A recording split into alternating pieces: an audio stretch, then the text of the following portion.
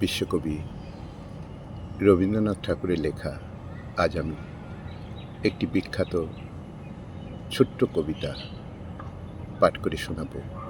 কবিতা পাখির পালক। শুরু করছি। খেলাধুলো সব রহিল পড়িয়া, ছুটে চলে আসে মেয়ে, বলে তাড়াতাড়ি ওমা দেখ দেখ কি এনেছি দেখছে। আঁখির পাতায় হাসি চমকায়, ঠোঁটে নেচে ওঠে হাসি, হয়ে যায় ভুল বাঁধে না কচুল, খুলে পড়ে কেশরাশি। দুটি হাত তার ঘিরিয়া ঘিরিয়া, রাঙাচুড়ি কয় গাছি, করতালি পেয়ে বেজে ওঠে তারা, কেঁপে ওঠে তারা নাচি। মায়ের গলায় বাহু দুটি বেঁধে করে এসে বসে মেয়ে, বলে তাড়াতাড়ি ওমা দেখ দেখ কি এনেছি দেখছে। সোনালি রঙের পাখির পালক ধোঁয়াশে সোনার স্রোতে, খসে এলো যেন তরুণ আলোক অরুণের পাখা হতে।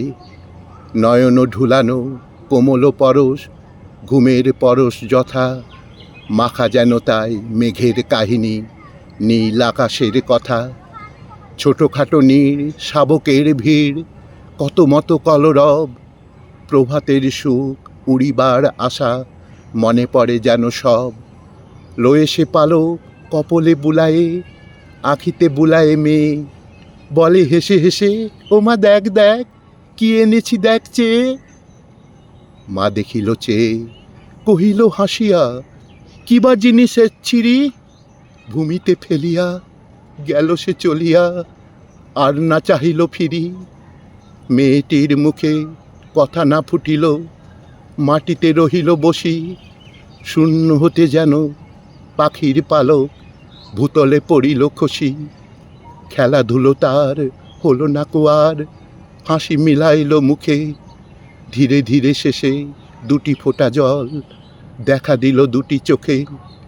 পালকটি লয়ে রাখিল লুকায়ে, গোপনের ধন তার, আপনি খেলিত আপনি তুলিত, দেখাত না কারে আর। আপনি খেলিত আপনি তুলিত, দেখাত না কারে আর।